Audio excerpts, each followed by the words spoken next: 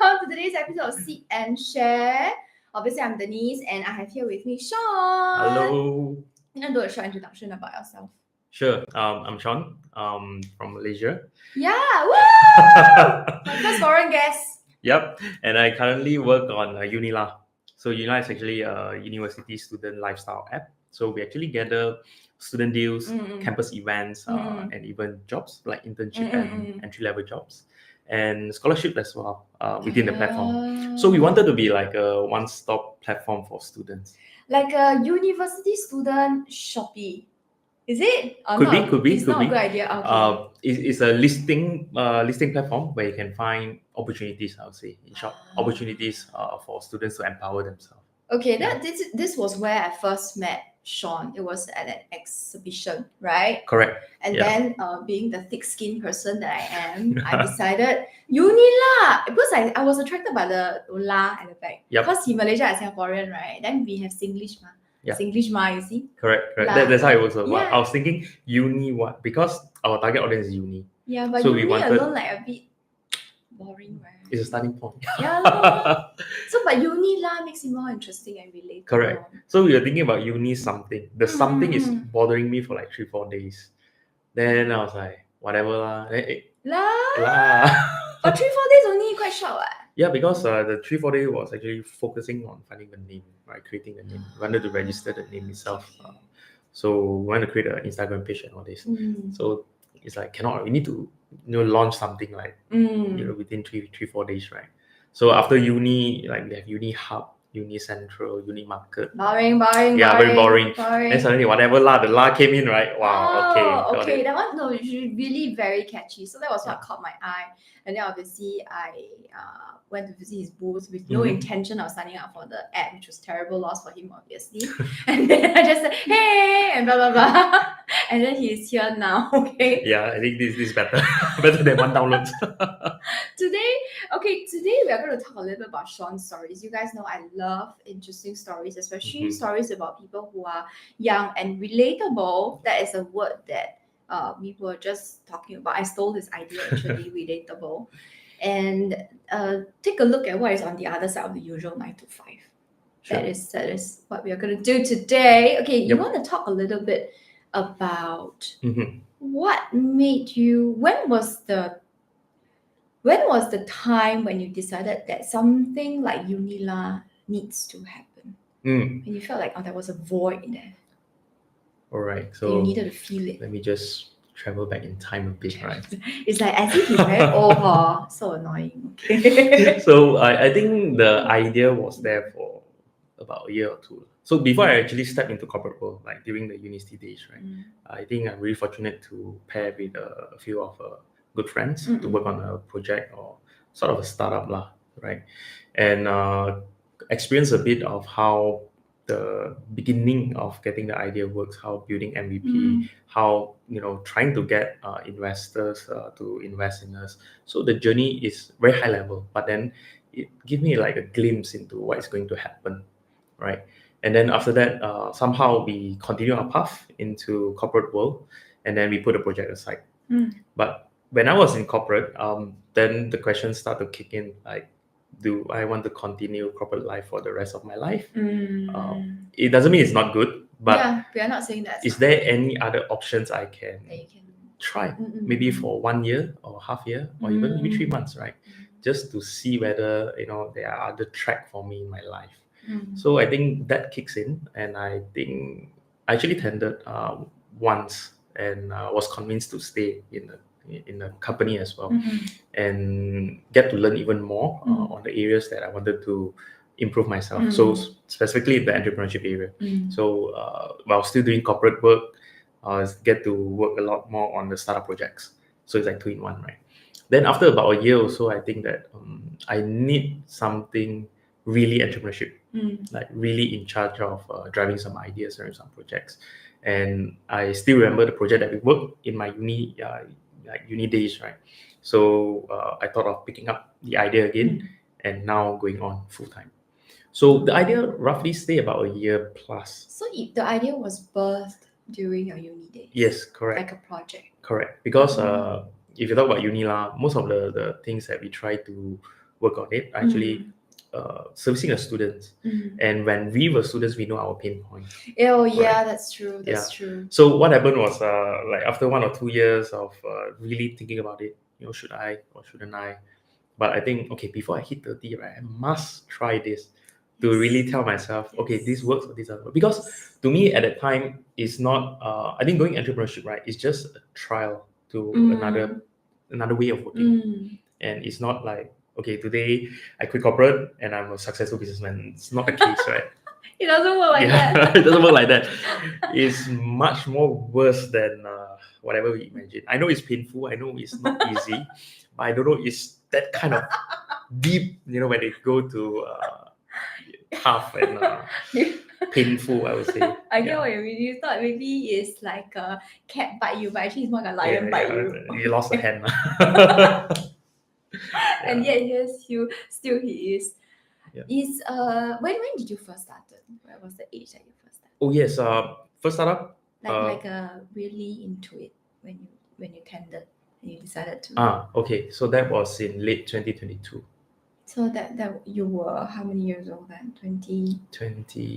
Nearing 30s. 26. 26? Yeah. Wow. 26, yes, correct. 36. Yeah, you should start when you're young. Correct. The younger the better, of course. Yes. But there's also another side of the coin, right? Is if you've been to corporate, at least you see some of the structure, some of the way of managing the team or being managed by manager, right? Then you get to experience being an employee and trying to be a management in this case.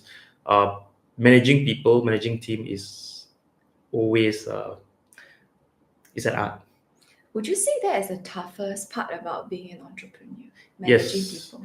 I think I believe in building a team more than building a product, because product can change over time, and a lot of time that's why we have the word pivot, right? The ideas can change over time, but you need to have a team that is agile enough, that is work closely enough and believe in the vision and able to pivot along the way, because your product in year 1 and product in year 5 could be very, very different, but your team may or may not stay from year 1 to year 5. That changed a lot of so-called process in building your vision or going towards your vision. So I always believe in the team, right? The right team is always come first. How did you so people management and people selection, I would say probably is one of your biggest things that you find the most challenging in your journey. Definitely. From when you first started, how long has it been until now? 1 year plus. 1 year plus? Yeah. Okay, so in that short 1 year, is there anything that you have learned about people management that you have grown? A lot. Too much. Give me maybe the top 3 or something. Okay, sure. I'll go with hiring first. Hiring is an art. Normally, when I first hired, right, I look at the resume. Oh, this is good, right? Academically well. Some of them have a very good experience on different projects or relevant projects to maybe the language that we use in building the product, the tech stack that they are working on. So we just like, okay, you are a good person. I'll try to interview you, try to see whether you fit the culture, and I try to assess whether you fit or not through a 30 minutes call. Right? That's not gonna work. Yeah, and most of our team are remote. When we first started, right? Okay. We have a lot of different model in terms of hiring, and pretty much experience in those. Basically, 26 years old, trying to be a management. Trying to take a management role, trying to hire someone, is really different, I would say, because we have not seen enough, right? We were employee back then, and now we want to switch the head, right, and become an employer, and try to assess someone who potentially older than us, more experienced than us, and trying to manage them, so-called like from day 1 until the product is out. So there's a lot of thoughts involved, and I think experience play a very important role in hiring. So after 1 year, what would you say is the thing that you look for now that has been different from the day 1? Yep, I find most important. Maybe the thing that you find most important in day 1 versus now when you're hiring. Sure. So when I first started, right, I always look for very strong technical tech person and also a marketing person, right? So that we want to get our product out fast. So when I first started, it's everything about fast, everything about, I want it tomorrow, right? If possible, you don't sleep today, tomorrow you cook out, right? Everything. Yesterday even better. Before I hired you, came out with the product already. Terrible employer. Wow. Then I think a lot of mistakes was not focusing on the right team member, right person. So we focus on technical skills. We focus on how many years of experience you have. Do you have you done any projects that are relevant to our tech stack and all this?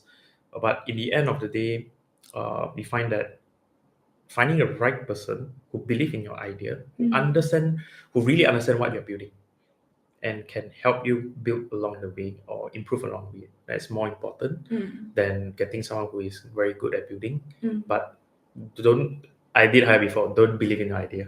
People who don't believe in your idea but sitting in your team. Because you pay them, then they work remotely. So there are people who come in for portfolio, who come in for the pay. But after like 1 month or 2 months, you do a one-on-one session, right? And say, hey, honestly, do you believe in this idea? Then they'll start saying that, no, actually, I don't believe.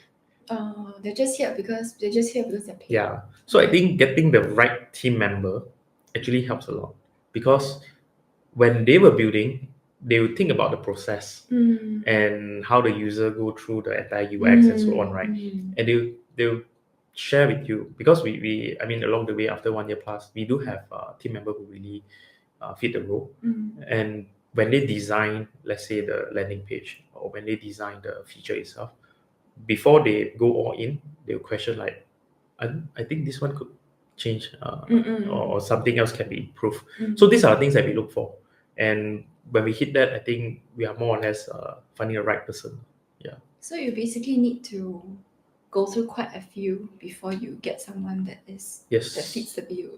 Although we are like a year plus, I think we have about more than 15 people left the team already. So that's not a lot. It's all about speed, right? You said. About one per month. I think you said Leila Hermosi or Alex Hermosi. See, the faster you do this process, the quicker you get to where you want to go. Yeah. Not that these people are not good, maybe just not a good fit for what you're looking for. Correct. Okay, this one. So hiring people, basically people management, would be one of the toughest things that you have had to do. Yes. Is there any? I would say you're about a year old now into this journey. What is the biggest change that you have seen in yourself from when you first started until now? Wow, I think the way I look at things are a bit different. How so? I used to look at projects and okay. So when I was in corporate, the role that I was in was assessing companies for M&A or valuation of businesses, right? So with a click of button, like, okay, let's say if I increase the growth by 1%, okay, this is the trajectory. Trajectory. This is the top line growth and all this. It seems easy, right? Behind the screen, just click. Oh, now if I increase the quantity by 1%, oh, this is the top line growth. It seems simple, but when you really do something, right, like your own projects and try to sell to get even $1 from a user, then it's super hard, even to get people to pay, to go through the process to really transact $1 for you, right? You really need to convince. You really need to have value propositions, right? Going on ground and behind the screen is totally different thing. Yeah. So I would say, and like just now we talk about speed, right? For the first 6 months, really, I just don't understand why things cannot be done like in 2 weeks or 3 weeks, right? I always had this thought: if one person can do 3 months, that means if I put 3%, 3%, then maybe 1 month or 1.5 months. But it's different. It's just different. It doesn't work. The math is different. It's not 1 plus 1 equals to 2. Yeah, correct. You need to also think about the chemistry between the 3%, right? How these 3% work along there. Wow. So for the first 6 months, I was like, if I put money, if I put people, things can be fast, right? If 3% not enough, I put 30 lah. to that extreme, right? But it just didn't work. Things is not happening in that way. So your character changed a bit also. Yeah. So now whenever we discuss about product, so-called planning and feature planning, all this, right? Really consider a lot of things. Even like if our tech team proposed 2 months, in my own calculation, I think about 3-4 3 months. months, Yeah, that will be something that I talk to the potential partners or potential in terms of users. expectations. Yeah, managing expectations. Yeah, because we always miss out the part where things go wrong. We always assume 2 months you can cook this thing out, but things will always go wrong. things will always go wrong. At some point, you seem to have a little bit of buffer and all this. I used to think that these kind of things we can 2 months, right? We You can can do the just testing push in ahead the and- 1.5 months, but it just never worked. Like, yeah. Maybe in your journey you also learn if something can go wrong, it will usually go wrong. Yeah. Unfortunately, yes. Unfortunately, this is how the world works, sadly. Yeah. That means, it sounds like that means at the beginning he was one of the most terrible employers you can have. Yeah, actually, I think as a person, right, the first 6 months I will be very aggressive, very hot-tempered, and even like why you cannot be done? Why you cannot? I don't understand, right? I just don't understand from a non-tech perspective. If you take 3 months to build this as a person, a single person in the team, just add more people. Just tell me what do you need, right? I have the funding, I have the resources, I can hire people in very short time, or I can just go to some top school and get people in, right? But you just let me know what do you need to finish this in 2 months. That's what I always say.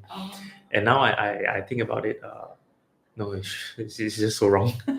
Just so wrong. You were like, if you can go back, you're like, Shawn, you shouldn't say that. Yeah. So I think I learned it the hard way, because this is also the part where I realized recently, right? We always have someone very far to look upon, right? But not someone that maybe 1 or 2 degree connection away that really work on something very similar with what you wanted to do, and you have an actual case study. It's kind of like reachable distance. Yes, reachable distance. It's like one call away. Hey, can I ask you on this? So, and also from Malaysia startup ecosystem perspective, right? I think 2018, 2019, up until 2022 during COVID, that period, startup ecosystem or startup itself is not really a thing. So it's quite lonely. So it's like, you can think of your circle of friends, right? Potentially you yourself, or maybe one or two are working on it. And it's really, really rare. Yeah. What was the feedback, or like what were people saying to you when you decided you wanted to do this? Like when you tendered and you were like, I have resigned, I am going to do this. What was the response like from your peers? From I'm just curious. Let me recall. Because if you plan to start something new, this is what you're gonna get. Yeah. So nothing wrong, but yeah. Firstly, the question is, how do you sustain yourself? Right? Financially, how do you sustain yourself? So for people like us, like a grassroots entrepreneurs, right? Like new, and don't have very, very strong shiny background, right? Then the question really come in like, okay, so how long can you sustain?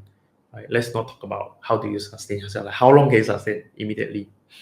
And then what if you do not get to fundraise? Have you tested your idea? Has someone actually really like your idea, pay for your idea? Have you validated your idea? I would say in short, right, a lot of no's along the way. And why we want to do this? Why not you push a bit later, like 2 years later?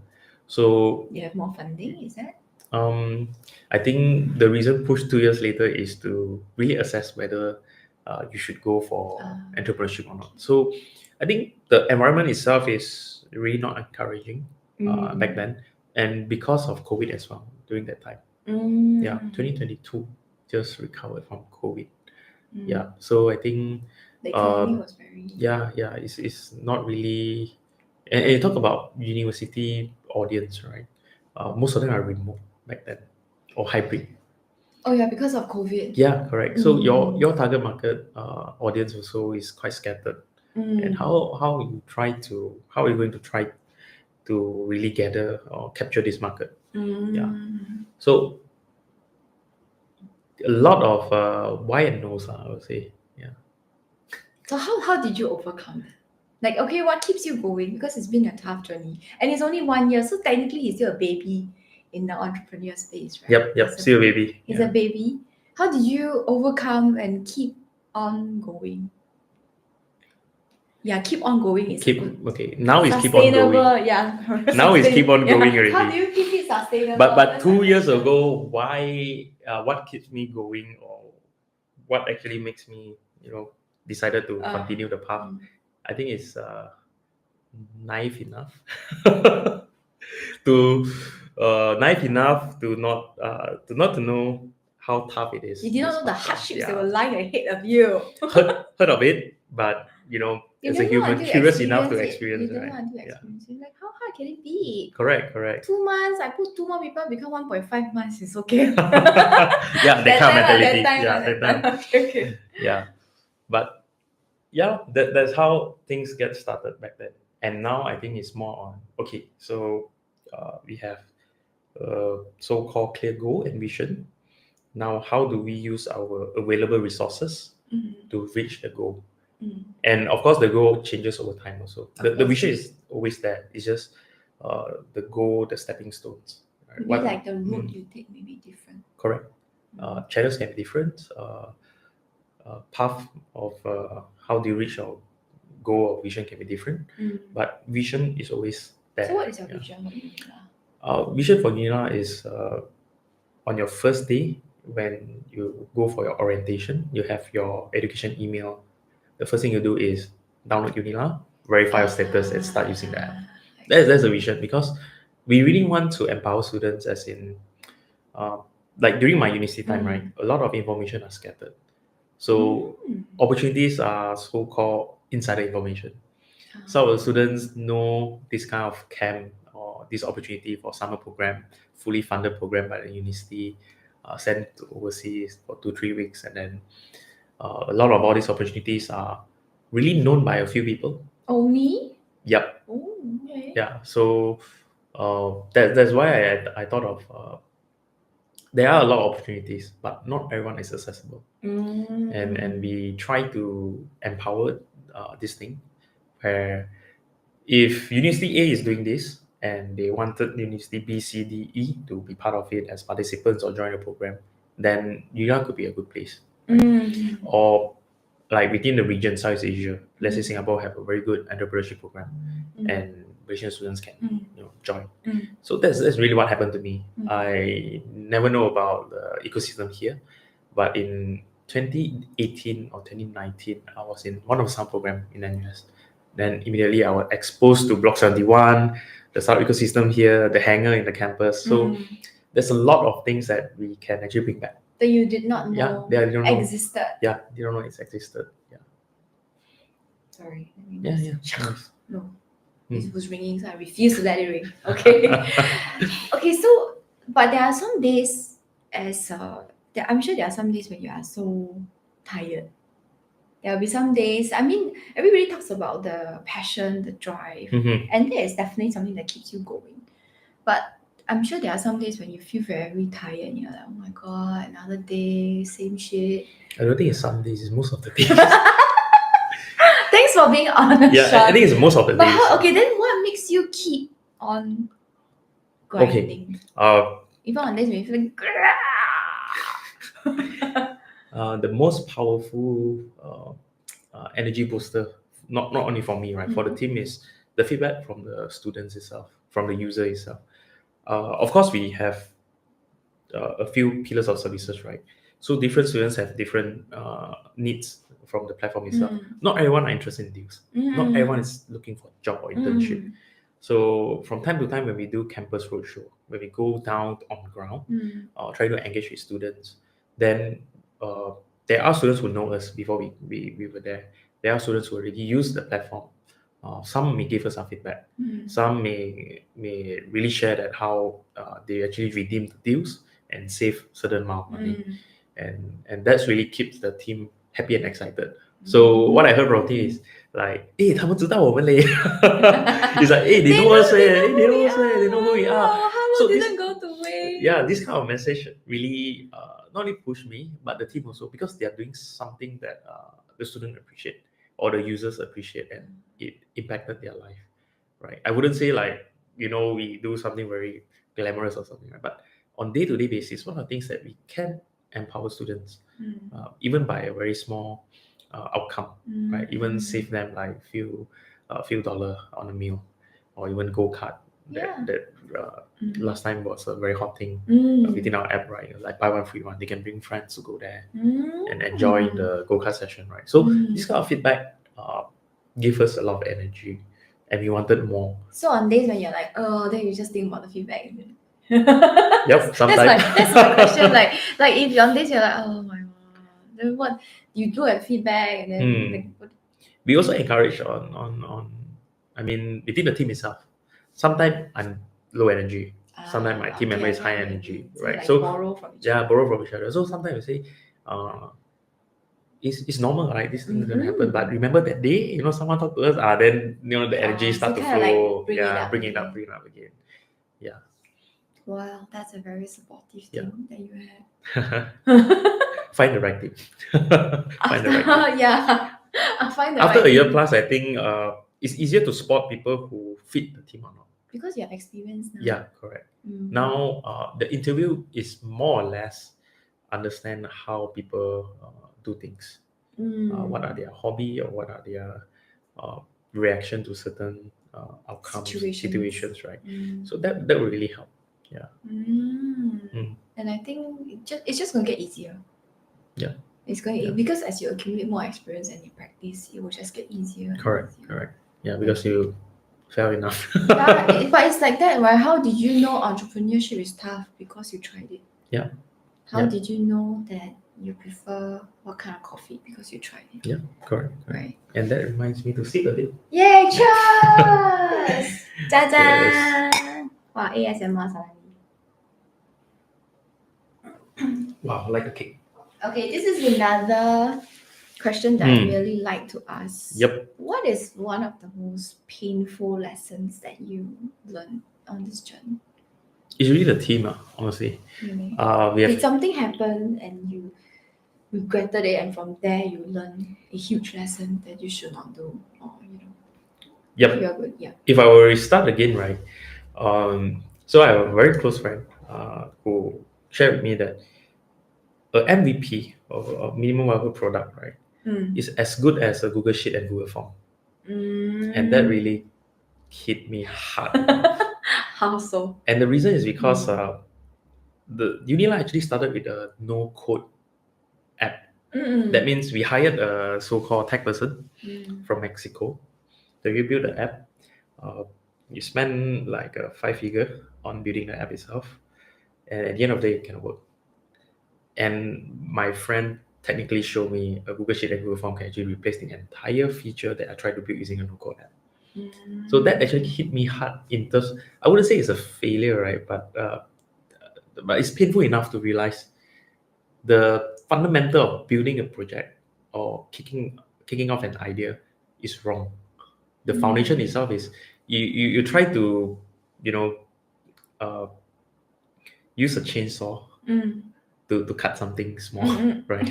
I get what you Right. mean. Would you say that is the pain of not knowing enough? Yeah, I think the painful part was how come this kind of process was not being taught, right? In the process of building stuff, and that actually made me question that do I have enough curiosity to actually be an entrepreneur, right? Because entrepreneurs try to get them find a solution using a so-called minimum resources, and that actually serve the purpose. Then from there you build more, you add more features. Then after like 8 months only I realized this, right? Because the first 5 months was waiting for the no code to be done. Oh, that means what was your idea of being an entrepreneur at the beginning versus now? Because now you know that entrepreneurs, basically you are solving a problem for somebody. Correct. Right. So when I first started, right? What do you think entrepreneurship was like? I was trying to build a product to solve a problem that I was facing about 3-5 years ago. So I think about 3-5 years of differences, right, is huge. Technically, a different generation of students Yes, already. correct. They might face a different set of problems. Yes, correct. We haven't validated that, but we quickly jump into a conclusion that students should face this kind of problem like evergreen, right? Okay. And then we build a product. I mean, the idea sounds great, right? Student deals, who don't like it? But you try to launch it, you realize that people don't care, right? Unless it's really their day-to-day stuff, right? Yes. Then I think after that also, when I was in this master program here in NUS, right, this one word really kicked me again in terms of job to be done. People don't really change their habit, right? And when I think about that, right, our Unila was actually changing students' habit back then. Yeah. Instead of trying to fit into their lifestyle, you were Correct. asking them to try to fit into the into the platform. app. Yeah. So a lot of things, right? You realize on the way, and think about it. You have spent about 1 year plus into the idea. You have put in so much resources. You have invested a lot into the idea. Starting to realize that maybe the steps is wrong, like the sequence. The sequence is not right. Then that actually You have to very start painful. from scratch again. Yeah, it's very painful. I mean, when we go back to the team and like transparently open up this question, right? Do you think we mess up the sequence? Then I'm gonna be like, okay. We didn't think about that, but Yep. let's think about it. Correct. So I think that the painful process is to realize all these steps, but grateful as well to learn. course. Yeah, it's just that the price to learn is a bit high. Yeah. 5,000 not very high already lah. 5,000 not that high. When you become bigger, then Yep. if you maybe 50,000, Yep. 5 million. I think after a year, we almost But I think it's a quite good point you sufficient. brought up about the curiosity. Yeah. Because the pain of ignorance is very big. Yeah. It's not that you didn't want to do it, but you didn't know that it was possible. Yes. And then when your friends say, why didn't you do this instead? You're like, Yeah. And it's very painful. It's really painful. For me to realize after 8 months of effort, right? Like we waited for the no code app to be done, like email and chase, and we work on different time zones. Okay. Right, and we are so excited waiting. But for the product. person is just building something. The person doesn't have that same drive and passion that you have. Right? Correct, because they are so-called outsourced. Freelancers. Freelance who really work on that, right? Then you don't really get the access to the person like when you need it, right? So every request, every change of feature come in a bill. So you want this, okay, 8 hours of development, and this is the total amount. So those kind of path we have taken is really 错误的选择。错误的选择。错误的选择，你现在想当年，想当年。But I just wanna. But you have grown so much. It feels so long ago, right? Yeah, actually, I think if I were in corporate, I wouldn't able to see these things. Now I think so a little bit about comparing or just taking some reference from corporate life and entrepreneurship is now I get to see from both sides. Why my manager back then used to do some of the processes or procedures, right? It's actually to prevent something happen. That you don't see. Yeah, that I don't see back then. And I would question why you want to do these kind of things, right? Why I want to be involved in this thing? Why do we need this meeting? Why do we need to write email and all this? But then when it comes to entrepreneurship, you realize, wow, all these are so important. Right. Then again the same thing. Now you're managing the team, right? How do you convey the message that this is important things to follow? Especially culture. Culture is very, very important in the team. If you don't set the right tone, right, whoever new that come in, you follow, right? Existingly what is going to happen. But you need to set the tone since day one, or with your pioneer team, so that whoever that join, they know that this is how the team works. Basically, you're setting the standard. Yeah.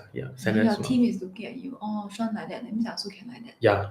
Then it's very hard to. It's very hard to go back. It's very hard to go back. Almost impossible to go back. Yes, I think it's Leila who mostly said this. It's better to be very strict upfront and then you slowly loosen as you get to know the person better. But as a startup, it's a bit tough because you have to be strict, right? but you are less than 10% in. Oh, that's true. But they are kind of like your friends now, isn't it? Yeah. So the team chemistry now is very good. As in, we are friends, we are colleagues as well. So we have same vision, and somehow our passion align as well. So out of office hour, we still have something that can click within the team itself. Yeah. Took some time to kind of work out how each other fit together as a team and how to work. And I find it very pleasant is out of office hour, when we go for team building, when we go outing, we can still relate things to our platform itself. It's not like immediately after 6 o'clock or 5 o'clock, then my brain service switch to I'm no longer with the team. Don't talk to me about business. Don't talk about our company. But somehow, like sometimes, the team member will share on Instagram. They saw something that's relevant, some marketing, so-called effort or approach that are different that we can reference, right? They share in the team like 10 o'clock, 11 o'clock. There's time people scroll Instagram, right? So like always our people still, the team still think about it. It's on their mind as much as it's on your mind. Correct. So it's quite hard to find, isn't it? Because technically they're employees, ma. Correct. Technically. Yeah. So how do you foster that kind of culture? Foster that kind of culture, and how do you let them feel comfortable to share? All right, not being judged, and then and being appreciated if they do that. But also cannot be too friendly, so it's like a yes. So for me, it's tough. It's tough. Really tough. And now I understand why sometime back in corporate, there's this thing back then, like if you are still colleague, right? We don't follow each other on social media until you leave the firm. Yeah. Right? Until now, some of my ex-colleagues I do not accept their follow request. Correct. So there's this thing that back then also, now we understand why. Because there should be certain boundary at some point. Have to. Because once they cross it or you cross it, you cannot U-turn already. Correct. I've seen a lot of entrepreneurs online who say the same thing. If they are very close to you, it's a Chinese lady, I think it's Gina 老师 or what. She say 皇帝如果变成枕边人，也已经不是皇帝了。It's become somebody so close to you that they lose their. You will slowly lose your admiration, respect, because there needs to be a certain distance, certain sense of mystery, maybe. Correct. Yeah. Wow, very lovely. Until Huangdi also come out. Yeah, that's what she said. She said if you want to be a leader, you cannot. She's a lady. Yeah. She said if you want to be a leader, you cannot be like a girly. You have to be somebody that people will look up to, and that means a different image, a different way of speaking, a different way of thinking. Okay, now we proceed on to section number 2 of our. I need to leave the camera because I did not. Everybody can see my shorts there. Oh, what is this? I wasn't involved about this. Nobody's involved about anything that's happening on the show. Do you know how I scam people to come on my show? Wow. I'm like, hey, we're going to talk about your product, talk about your story, which we have, about your journey, about your growth, about your pain, about what keeps you going. And we're also going to play some games. Sure. Okay, so this is the part 2 of Seek and Share, where it's a little bit more personal. Wow. So, but not personal like, I don't know, like what's your shoe size or not that kind of useless things, okay? Something, choose one. Light blue. Okay, light blue. We may do more than one depending, okay? Let me put the tree here. Sure. The tree of Kaypo. Kaypo tree. Oh, this is nice. If your life had a theme song, what would it be and why? Theme song? Yes. Okay, maybe not the song title, but something energetic or motivational. You can sing like what? Mine is it's my life, it's now or never. That's mine. What's yours? Think about it. Mine, theme song. I can't really think of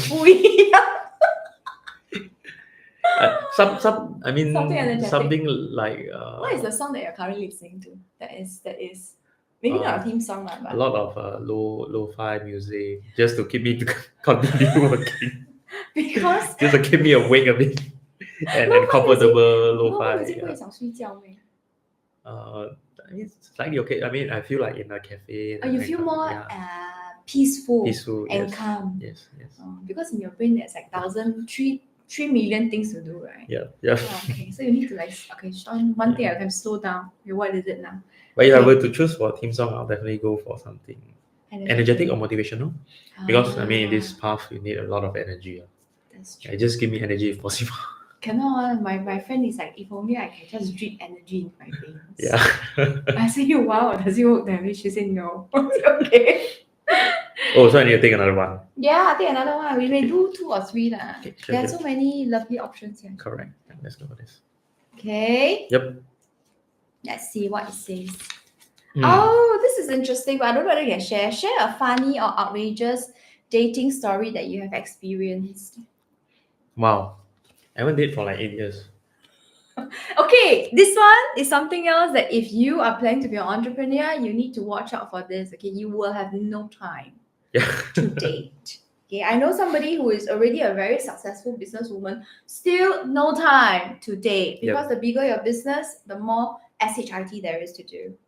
So yeah, SHIT, 大便, okay. Yeah. So you haven't dated, like, oh my goodness. But okay, you can date later, what? Hopefully. What? Okay, so do you have any? Have you heard of any? Maybe you haven't experienced. Outrageous. Is there anything that comes to mind? If not, we can skip. Skip? We can skip. Hardly recall at this moment. Okay, lovely. 来，选多一个。 Okay, should I get? Just last one again. Okay. Oh yeah, it was supposed to be last one. 不用紧 doesn't matter 嘛 whatever we can. Okay. Oh, this is nice. What is the one thing you think everyone should do at least once in life? I love this question. At least one. Like one thing. I think travel. Travel. Yeah. Actually, how I get into entrepreneurship also, basically when you travel, right, you're exposed to a lot of new things. Exposed. Yes. And the idea of uni actually came from uni days, which is very popular in the western side of the world. Before even I travel, my friend actually told me, hey, you're coming, right, to exchange program in UK. You should download this uni days and here's my referral code. I was like, well, why is this? Uni days. Oh, I didn't know. Yeah. Because I'm not a uni student. Okay. So right now, if you go for education price MacBook or Mac products, right, you need to verify yourself as a student. And uni is the one that verify. Like globally, you need to have a uni days account. Yeah. But back then when I was in exchange program, it was in 2018. So when I tried that, I was like, wow, so this thing actually exists and it helps students. Then I think back, what are the one thing that I can bring back from this exchange program, right? Uni days. Then uni days, yeah, we should build one in Southeast Asia or Malaysia itself. So I think travel actually changed a lot of perspective. Really changed. Like How long did you stay there? Stay there for 1 semester, about 4 months. Wow, that's quite long. Yeah. Good enough, and get to travel around Europe. So I think perspective is it's a thing that really will change a person.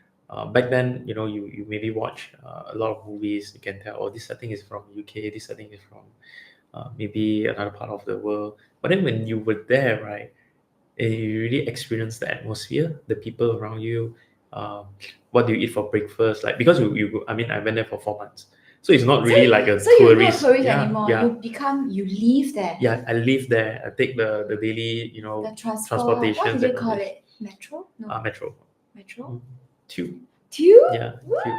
that's something exciting. Okay. Yeah. So it's really different. Like very different, and how things work in different parts of the world really change as well. Like living, taxes or whatever. Things that as tourists you don't really have to deal with. Utilities maybe. Yes, correct. Rental. Living with different people from different background as well. Also people from different countries come together for the exchange program, right? Yeah, correct. So I was staying in an international house. So a house of maybe 6 or 8 person. Each of us come from different country. So nice. So you get to taste a lot of different cuisine, different food that they cook, right? And I also cook nasi lemak and nasi lemak bak kut teh. Whatever is nice. Yeah, so you should cook char kway teow. Not that pro, no char. no charcoal. Wow, I see Malaysian 就不一样 need charcoal 或者 char kway teow. 我们 Singaporean 有 gas 就可以了。So I think a lot of perspective change. A lot of so-called, I thought it's going to be this way, but after talking to people from different countries. It's really different, right? Whatever people experience and whatever I experience, right? What was the one thing that surprised you the most while staying there? That was like, I mean, I'm sure there were a lot of things that were not expected. But what was the one thing that really surprised you? Or one of the top few? Okay, so a lot of this is also along the way, right? But when I was doing my exchange, I think I'm quite young back then. I was surprised that a lot of stuff are illegal that people are doing, and in the campus. So a lot of people smoking weeds. They don't really police it as much, is it? Sorry, they don't police it as much as 没有去抓. Yeah, and people dare to do it. Like just you know it's illegal, but you still do it. Not like Singapore, Malaysia. Like if you illegal, you better don't do it. Yeah, correct. And there is like you go a lot. I mean, along the hall and all this, right? You can really smell weeds already. Yeah. And there people say, "Oh, this house got weeds. That house got weeds." Okay, disclaimer: right. We do not know where the weeds are now. Yeah, we don't know. Obviously, he's not smoking weed. But I mean, for me, it's like from an Asian background, Asian culture, we are like. It's very surprising. Surprising because we follow a lot of rules. Yes, correct. Right, we grow up like we cannot do this and that. Yes. So you go there like, oh wow. 明明跟你讲不可以，你还要去做。Yeah. And they're like, I think at some point of time, right? I do respect or appreciate the courage because somehow in startup you need a bit of this, right?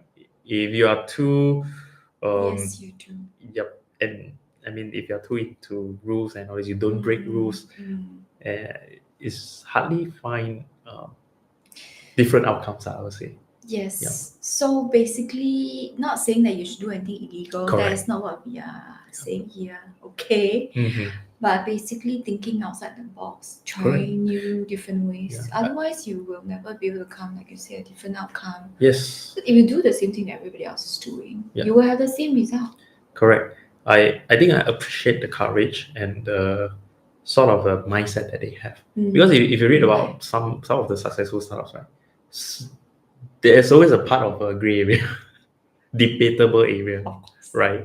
There always is. You do not become successful. This is what I've learned. Most of the times, the stories I hear, they do not become successful by following the rules. Yeah. If you follow the rules strictly, you will be an employee. You will nothing wrong with that. But if you plan to be in the creative line, you have to think outside the box, sometimes especially when there are difficulties. Yes, and I think entrepreneurship need a little bit more of this. Needs a bit of rebel. Yes, a little bit of rebel, not too much. not until you break the law. It's not the kind where you go to jail for. This is not the kind of rebel, the eon car and catch you. Which is the police car. My poor imitation of police car sound. Okay. Yep. Very good. Now we come to the very last section of our. Okay, another game. Yeah, 真的是比较。哦，真的。真的，这个是 The Wheel of Misfortune. Misfortune, why? Why is it misfortune? Spin it. Oh, I saw the hammer. This is the hammer of pain. Okay. Very pain, right? Looks very pain, huh? Okay. Okay, you spin it, and then there's a marker. Yep, there's a marker there. Okay, 1, 2, 3. Unbelievable, right? 我做这种东西。Safe. Oh my god. Call. No. 是咩？你 sure or not? 是。What is that?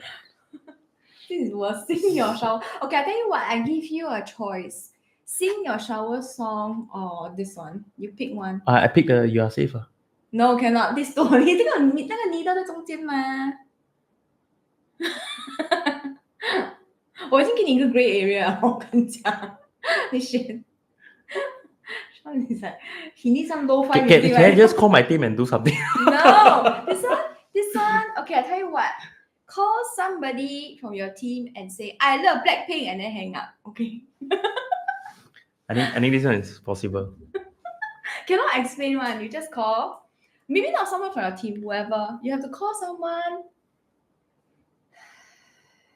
you're a bit awkward with. That is the fun part. 可能你爸爸还是你妈妈。I think awkward part is also a team. Then they'll be like, what is this Shawn doing? Can you put your okay? So right now, you have chosen, yeah. So he has chosen this call and say. So he has to call one of his team members. No, I will call the entire team. and say, I love Blackpink. I'll call my entire Malaysia team. Huh, And, really? I Put on love speaker, okay. And then no explain, just say, I love Blackpink, then hang out, okay? This is the Okay, let's try. So this is my team in Malaysia, in KL. a disaster. What if they don't pick up? You call somebody else. Hello? Hello? Hello? 听到吗？你们听到吗？听到。I love Blackpink.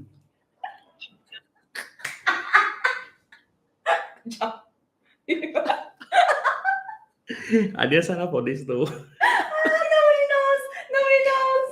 Okay, now you don't have to endure the hammer of pain. Thanks for being so sporting. I loved it. Very good. Love the session as well. It's not that difficult, right? And the coffee. You're welcome, man. The coffee is not long. Wow.